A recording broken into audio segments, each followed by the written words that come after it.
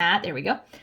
Here we're looking at, what do I want to call this one? This is another one I kind of made up. I guess I want to call this Respiration. Yeah. We're calling it respiration. So there's actually 3 types of respiration. There's external respiration, internal respiration, and cellular respiration. Fortunately for you, cellular respiration is left in Bio 119. We hit it just briefly in A&P 2, but for the most part, we're focused now on external and internal respiration.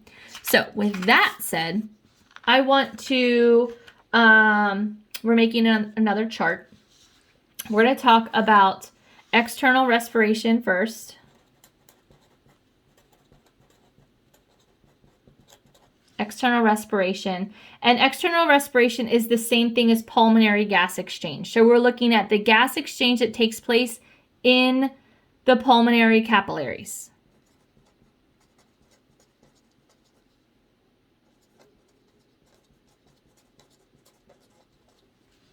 Right, so we're looking at the exchange of gas in our pulmonary capillaries. And there's 2 players involved. We have the capillaries themselves,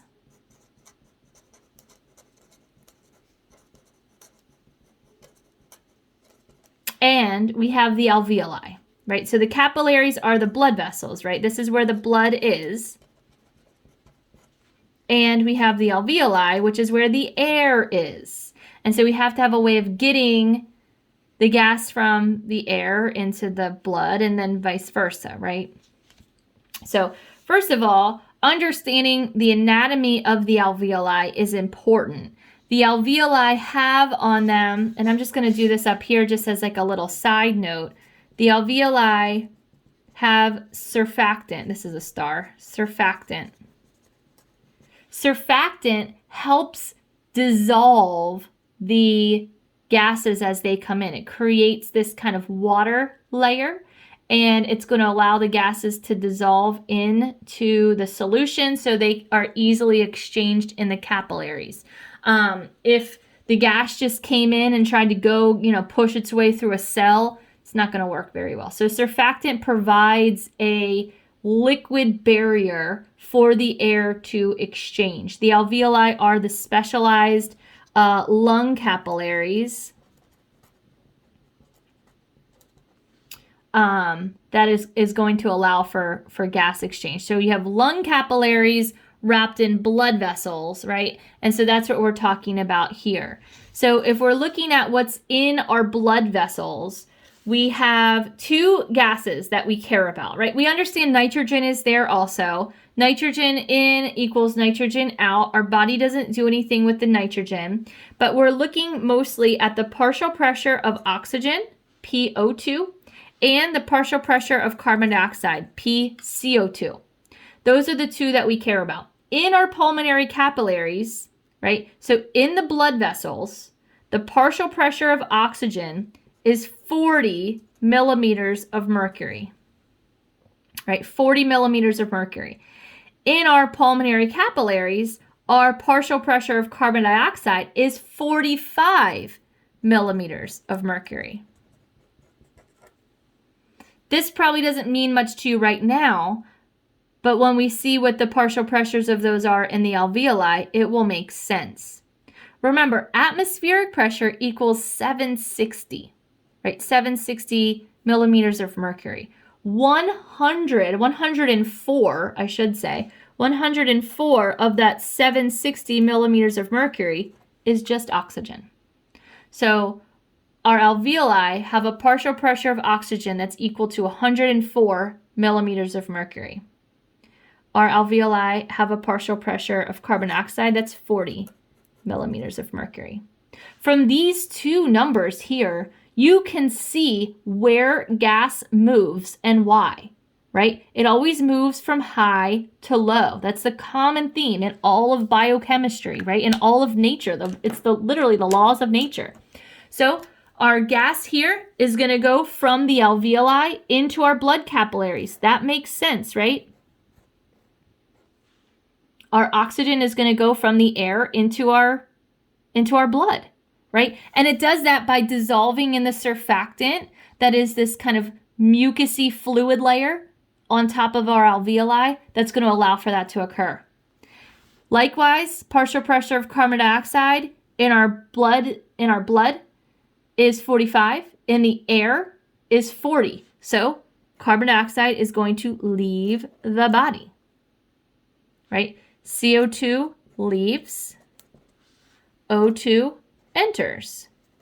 We know that because we know that, right? I mean, this is something we know already. However, seeing it and understanding why is what this is all about, right? Seeing this is why oxygen comes in. This is why carbon dioxide comes out. It's because of these partial pressures, right? So this is all happening in our lungs, external respiration. Let's turn the table now and go to internal respiration and look at what's happening inside the body, right? Because we have two areas of gas exchange that we care about. We need to bring the oxygen in, right, and get it into the blood, and then we need to get it from the blood to our tissue cells. So that's what internal respiration is. Internal respiration. Internal respiration is tissue gas exchange. Tissue gas exchange is happening at the capillaries, right? This is what we were talking about. So this here is our pulmonary circuit, right? This here is our systemic circuit, right? We're tying this into cardiovascular dynamics. And so we have our oxygen poor blood being exchanged for oxygen-rich blood, coming back to the heart, getting pumped out that left ventricle, going to our big toes, going to our gluteus maximus, going to our brain, right?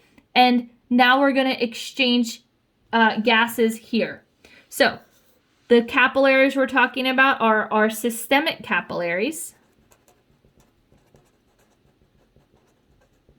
right? And the actual tissue cells. Right? Or the extracellular fluid, I should say, around the tissue cells, because it's not actually the cells themselves, right?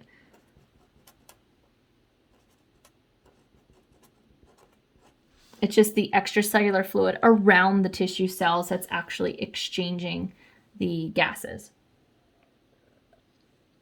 Because the gases have already, diffused out of the cell just from, cellular transport and cellular respiration, right? So partial pressure of oxygen, I'm just going to draw those letters again, and partial pressure of carbon dioxide. So in our systemic capillaries, oxygen is relatively high, right? We picked it up at the lungs, and in our capillaries, it's 100 millimeters of mercury. All right. Not too bad. Our body's pretty efficient at bringing that oxygen in, right? If it was 104 millimeters of mercury in the systemic capillaries, that would mean that gas diffusion is 100% efficient. It's not. Nothing is 100% efficient in any living system. So in our tissue cell, our partial pressure of oxygen is down at 40 millimeters of mercury. Ruh-roh, right? What's happening here? Our cells need oxygen, right? Our muscle cells need oxygen for cellular respiration, right? They need it for that aerobic respiration process. So oxygen is going to go to our tissues. Oxygen leaves blood for tissues, right? And you can probably already predict what's going to happen in our carbon dioxide, right? We have 40 millimeters of mercury. It is in our partial pressure of carbon dioxide. And in our tissue cells, our partial pressure of carbon dioxide is 45 millimeters of mercury. And where's carbon dioxide going to move? It's going to leave the tissue cells and enter the blood.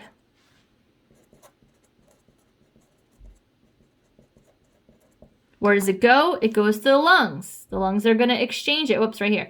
It's going to go to the lungs. It's going to get exchanged, right? It's going to get pumped out. I should not have used the word pumped. It's not actually pumped. It's going to diffuse out right? It's a passive process. There's no active transport involved here. It's simply going from an area of high to low concentration, or in this case, a high to low partial pressure. That's what the P is for. You can think of partial pressures as like concentrations, though. It's pretty much the same thing, right? And so this is why things move where they move, right? This is why gas exchange happens. And it is all about that partial pressure situation and the difference in pressures in our tissues, in the capillaries, in the air, and our capillaries. And that's going to dictate where oxygen and carbon dioxide move.